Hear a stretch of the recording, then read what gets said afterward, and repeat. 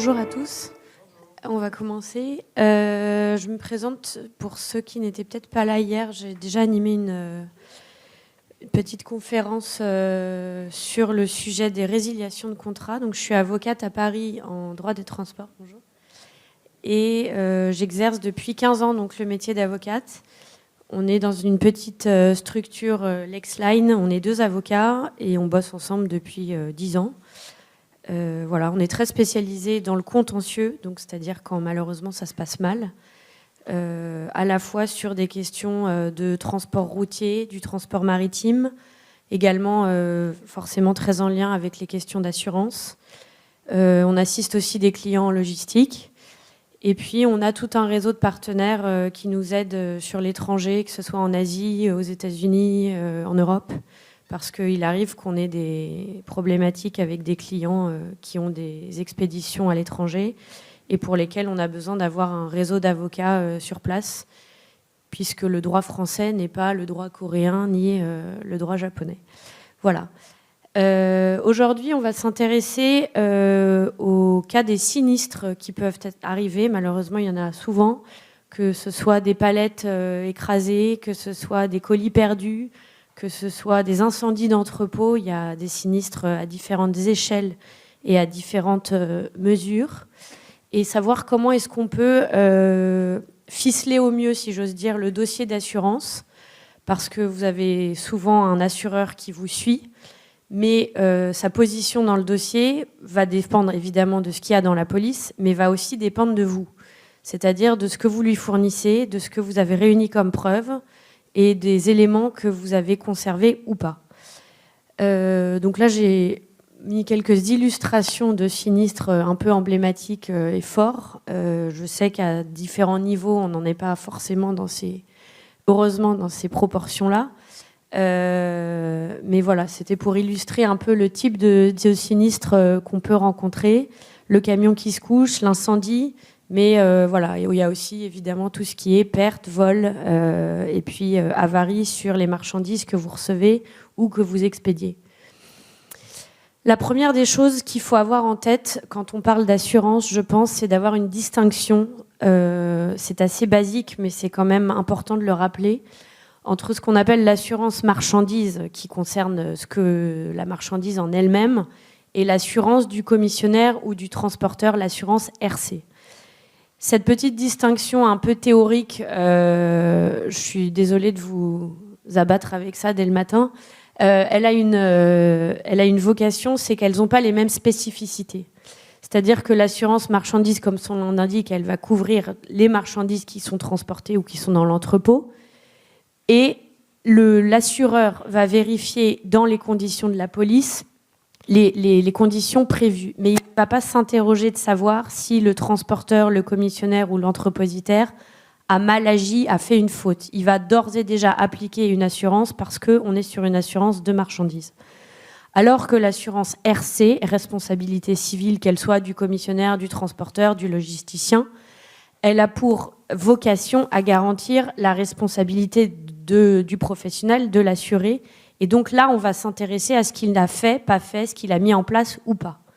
Et ça a une incidence parce que ensuite, les procédures à suivre et puis surtout les limites d'indemnisation et les garanties qui s'appliquent en fonction de chaque police, évidemment, sont différentes.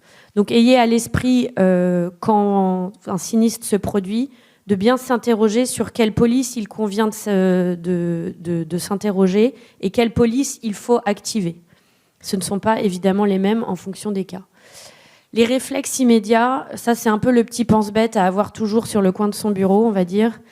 Quand il y a un sinistre, première des choses, et je pense que c'est vraiment, s'il y a une chose à retenir, c'est ça, c'est prenez des éléments de preuve. Donc venez inspecter les marchandises, que ce soit vous, que ce soit un huissier, que ce soit un expert amiable, que ce soit des témoins dans l'entrepôt, parce qu'il y a différents cas de figure. Je pense par exemple à une palette qui tombe d'un camion et le chauffeur peut attester. Éventuellement, les personnes dans l'entrepôt peuvent attester également. Il faut ensuite avoir à l'esprit qu'il faut détailler l'étendue, on va dire, des dommages de façon précise. De quoi on parle? Une palette tombée, bon, une palette tombée, ça veut tout dire et rien dire. Qu'est-ce qui est cassé? Comment elle est tombée? Qu'est-ce qu'il y avait dedans? Quel était le poids de la marchandise? C'est important d'avoir tous ces éléments et de bien préserver ces éléments-là. Le deuxième réflexe essentiel, évidemment, c'est les réserves. Et souvent, malheureusement, il y a des dossiers qui pêchent et qu'on ne peut pas démêler parce qu'il n'y a pas de réserve. L'intérêt des réserves, c'est quoi? C'est de dire tout de suite à l'arrivée, que ce soit sur le bon de livraison ou alors par email par la suite, attention, ma palette est arrivée endommagée, elle est tombée, il y a 3 cartons qui sont ouverts et il faut des réserves. Et là, j'insiste, on avait animé l'année dernière avec Jean-Paul Méronin, que vous connaissez peut-être, un atelier sur les réserves. Et c'est vraiment important, vous avez un article du Code qui parle de l'intérêt des réserves et qui parle des conséquences des réserves, mais il faut des réserves précises et circonstanciées. Et j'insiste sur ces 2 mots parce que souvent, on a juste une mention en bas de la lettre de voiture, palette endommagée. Ouais, palette endommagée, mais il y a quoi derrière? De quel colis était dedans? De quoi on parle? Vraiment, c'est important. Ensuite, évidemment, informez tout de suite votre assureur en disant bah voilà, là on a un sinistre, il y a un entrepôt qui a été inondé, il y a un entrepôt qui a pris feu. Qu'est-ce qu'on fait? Comment on fait? Donnez-moi la marche à suivre. Même si vous avez déjà, normalement, si vous avez à peu près respecté quelques réflexes, pris un peu les devants. Et surtout, la préservation des preuves, donc c'est ça, les photos, tout ce que vous pouvez penser utile, il faut plus que pas assez. Et ensuite, à la limite, l'assureur ou la personne de votre service assurance fera le tri. Des photos, des attestations, pensez à réunir les factures commerciales, tous les éléments qui tournent autour de cette marchandise quand il s'agit de marchandises, quand il s'agit d'entrepôts qui peuvent être inexploités parce qu'il y a eu un incendie, parce qu'il y a eu une inondation, et ben on se dit, donc s'il est inexploité, ça veut dire que j'avais un bail peut-être sur cet entrepôt, j'ai des loyers qui courent, et il y a un tas de préjudices qui vont découler de ce sinistre qu'il faut arriver à quantifier à un moment, on y reviendra, en collectant les preuves. C'est l'intérêt de préserver toutes ces preuves. Et dernier élément, conservation des recours. Alors là, on n'est pas dans l'immédiateté forcément, mais quand vous avez un responsable, par exemple le transporteur qui vient livrer chez vous une palette et la palette se casse, pour reprendre l'exemple que j'ai pris au début, se dire, bon, bah, le transporteur, oui, j'ai un recours contre lui, dans quel délai? Avoir en tête ces délais et les personnes à actionner au bon moment. Parce qu'en transport, vous le savez, ça va assez vite. En assurance, on a 1 an de plus, la prescription est de 2 ans. Mais il faut 1 an, ça va très vite. Donc voilà, pensez à garder en tête tous ces réflexes pour le cas où vous avez un sinistre. Ensuite, plus précisément, la déclaration de sinistre à faire à l'assureur. Alors ça, théoriquement, si vous avez un assureur qui est assez diligent, il va vous guider, il va vous aiguiller, mais on peut d'ores et déjà s'intéresser à quelques éléments forts à réunir. Évidemment, la police, regardez ce qu'il y a dedans, décrire le sinistre, donc on en revient, la date, le lieu, les circonstances précises. La nature des dommages, c'est exactement ce que je vous racontais, c'est-à-dire précis et circonstancié sur ce qui s'est passé. La valeur estimée, c'est souvent ce qui est un problème, c'est-à-dire qu'on a du mal à réunir des éléments commerciaux, on a du mal à réunir les factures, on a du mal à quantifier le préjudice. Et c'est souvent là que c'est compliqué, parce que quand on dit « oui, j'ai un sinistre », mais parfois ça part sur un sinistre qui peut être immatériel, des pertes d'exploitation, c'est très compliqué à chiffrer. Et c'est là où il faut réunir le maximum d'éléments. Comme je vous disais, cette histoire d'entrepôt, j'ai eu le cas pour un client qui a eu son entrepôt inondé. Et donc, son entrepôt n'a pas pu être utilisé pendant 6 mois, je crois. Il a dû déporter ses marchandises sur un autre entrepôt. Il s'est débrouillé. Il a plutôt relevé ses manches. Et le contrat avec son partenaire dont il entreposait les marchandises a pu se poursuivre, heureusement pour lui. Mais au moment d'aller voir son assureur pour lui réclamer un préjudice, l'assureur lui a dit « mais monsieur, moi je suis désolée, mais vous n'avez pas les éléments qui me démontrent que votre entrepôt, il était inexploitable, vous n'avez pas les éléments de bail, etc. » Et donc, il s'est retrouvé avec une indemnisation 3 clopinettes, alors qu'il y en avait pour un sacré montant. Et c'est là où il faut vraiment garder vos documents et, si besoin, on va y venir, avoir recours à des experts qui vous aident à faire des évaluations de préjudice qui sont spécialisés sur le sujet. Les documents, on n'y revient pas, j'en ai parlé, les photos, les bons de livraison. La déclaration de sinistre, vous avez des délais qui sont assez implacables. Pour le transport national, vous avez 3 jours à compter du sinistre pour faire votre déclaration de sinistre auprès de votre assureur. Pour la CMR, c'est un délai de 7 jours. Et pour tout ce qui est non-transport, c'est un délai de 5 jours. C'est des délais assez courts, je vous disais, quand je parlais de préservation des recours, etc. Pareil, c'est des réflexes à avoir en tête. Ne tardez pas. Il faut mieux faire une déclaration de sinistre en disant on revient vers vous avec les éléments qu'on réunit plutôt que d'attendre d'avoir tout pour faire la déclaration de sinistre. Les conséquences, si vous tardez à faire cette déclaration de sinistre, elles sont assez strictes et assez implacables. Il y a cet article L133.1 du Code de commerce qu'on appelle la forclusion qui vous empêche ensuite d'aller agir contre le responsable. Donc, c'est-à-dire que, par exemple, vous ne faites pas vos réserves dans les délais de 3 jours, vous êtes dans l'incapacité ensuite, vous n'avez plus d'intérêt à agir pour aller actionner la responsabilité du transporteur. Et donc ça, souvent, pareil, c'est des dossiers qu'on voit qui échouent malheureusement parce que les délais n'ont pas été préservés.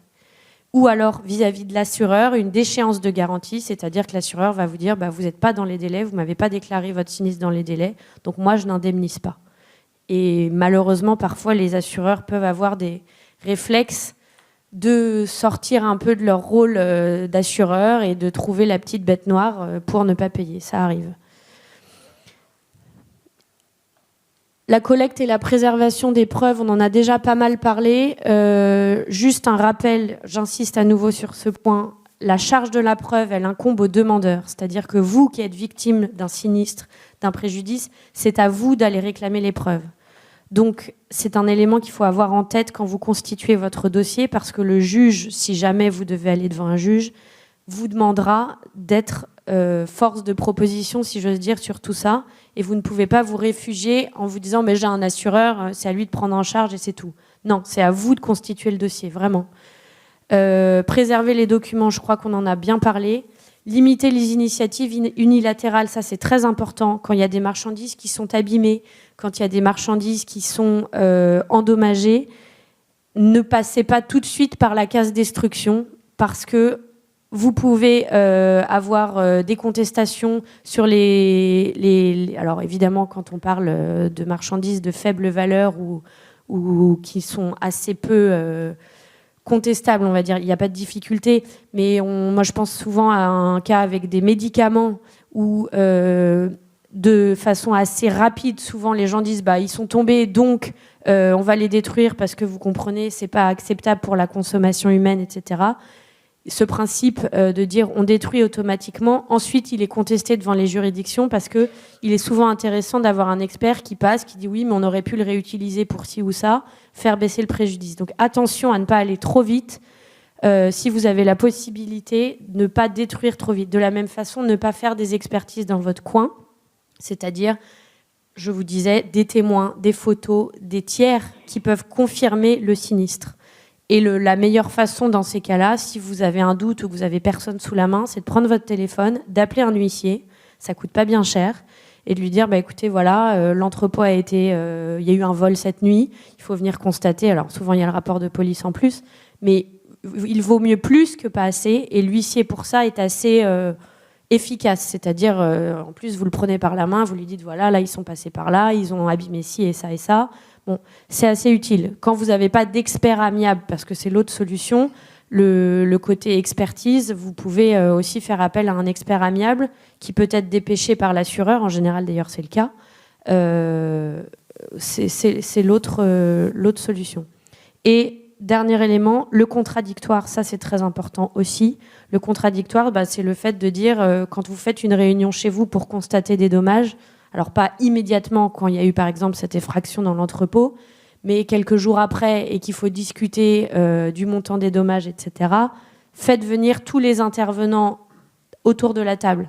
Donc c'est-à-dire s'il y a un propriétaire de l'entrepôt, s'il y a un locataire, s'il y a la personne qui entrepose des marchandises chez vous, pour ne pas qu'ensuite on vienne vous contester les preuves que vous avez pu apporter et le dossier que vous êtes en train de monter.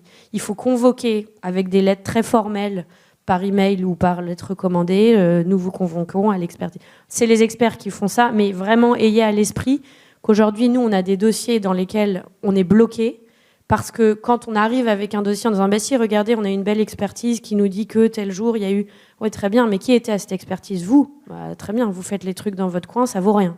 Donc attention aux contradictoires.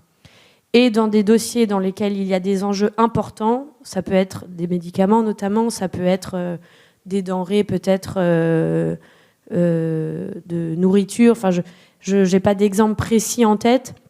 On avait un dossier dans lequel il y avait des questions avec des armements, donc forcément ça chiffre très vite. Là, c'est opportun de réfléchir à une expertise judiciaire, c'est-à-dire faire une assignation devant le tribunal de commerce compétent pour demander la désignation d'un expert dont le rôle sera de venir chiffrer les dommages, constater les dommages, réfléchir sur les causes et les circonstances et vous aider et surtout être un peu un tiers à toutes les parties prenantes pour réfléchir sur ça. Maintenant, j'ai une petite réserve sur l'expertise judiciaire parce qu'on a eu quelques mauvaises surprises et quelques mauvaises expériences, malheureusement. On peut parfois tomber sur des experts qui n'y connaissent rien. Théoriquement, le juge est censé nommer un expert qui s'y connaît, mais par exemple, dans notre dossier d'armement, on s'est retrouvé avec un expert qui était spécialisé en carrosserie. Alors, il était sans doute très bon en carrosserie, mais quand il s'agissait de plonger dans un radar de haut vol, c'était moins ça. Donc c'est compliqué, ça peut prendre du temps. Les expertises judiciaires, il faut y réfléchir à 2 fois. Ça peut coûter de l'argent aussi. Mais quand il y a des enjeux importants, je pense qu'il ne faut pas oublier cette piste-là. Voilà. Ensuite, c'est à peu près la fin de mon exposé. On arrive à la partie chiffrage, qui est forcément importante. La preuve du préjudice, donc je vous disais, elle incombe à celui qui subit ce préjudice, d'où l'importance de préparer tout votre dossier de façon méticuleuse. Ce qui est réparable, c'est une réparation intégrale, c'est-à-dire le but, c'est de vous mettre dans la situation ante, comme s'il ne s'était pas passé de sinistre, comme s'il n'y avait pas eu de dommage, pour et autant que le sinistre soit en lien de causalité directe. Vous n'allez pas évidemment pouvoir faire rénover un bâtiment en entier ou le mettre aux normes s'il ne l'était pas. Ça, c'est pas le but, mais d'avoir un préjudice qui soit prouvé et direct, c'est-à-dire la cause, le lien de causalité vraiment immédiat avec le sinistre. Là encore, pour revenir à l'exemple de cet entrepôt qui a été inondé, l'aide d'un expert financier peut être utile pour venir vous aider à chiffrer les dommages, parce que nous, on peut le faire en tant qu'avocat, évidemment, réunir les documents et faire des jolis tableaux Excel. Mais on manque un petit peu, je dois le reconnaître, d'expérience sur cette appréciation des éléments financiers purs et durs. L'avocat n'est pas le financier. Et l'expert financier là-dessus peut être utile pour vous aider quand il y a des chiffrages avec des pertes d'exploitation notamment, parce que les pertes d'exploitation, c'est un poste qui est un peu le fourre-tout quand on demande une indemnisation à son assureur. Et qui est compliqué à chiffrer et surtout qui est difficilement, on va dire, accepté. Et donc c'est pour ça que si vous avez un expert financier qui vous suit et qui vous aide à monter le dossier, qui va vous demander précisément les éléments et vous aiguiller sur ce qu'il faut réunir comme document, ça peut vraiment consolider votre dossier et ça peut vous aider. Alors, quand je dis vous, c'est vous et votre assureur, parce que théoriquement, vous êtes accompagné de votre assureur qui, jusqu'à un certain moment, va vous aider dans la constitution de ce dossier. La suite, en fait, c'est que souvent, voilà, vous avez réuni votre dossier, vous avez vos preuves, vous avez vos factures, vous avez vos documents commerciaux, vous avez les réserves, vous avez un joli dossier, vous envoyez tout ça à votre assureur. Et l'assureur va examiner le dossier. Et là, c'est forcément le moment un petit peu suspendu, moment d'angoisse. On ne sait jamais bien ce qu'il va nous dire. Et donc, on attend la décision de l'assureur qui vous dit « bah oui, ça rentre dans les termes de la police, j'accepte votre déclaration de sinistre, j'accepte votre dossier, je prends en charge et j'indemnise. » Ou alors « non, je refuse ma garantie parce que l'alinéa 2B de l'article 3 est contraire à votre sinistre. » Enfin, il y a toujours des petites clauses dans les polices d'assurance qu'on ne lit jamais que quand il y a des sinistres, malheureusement. Mais donc, il arrive que l'assureur prenne une position de refus et ne vous suive pas. Donc, dans ces cas-là, c'est là où, justement, il faut réfléchir à ce qu'on fait.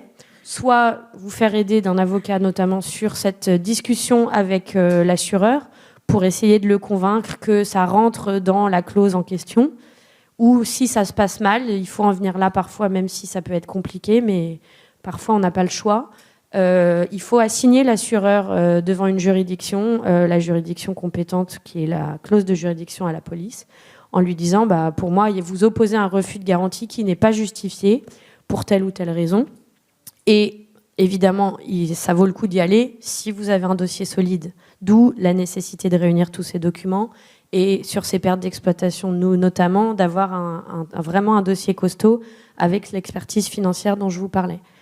Une petite précision sur les délais de prescription que vous avez certainement en tête. En transport, c'est 1 an. L'assureur, pour l'assigner, si jamais vous deviez en être confronté à ce problème, c'est 2 ans. Donc c'est des délais assez courts quand même.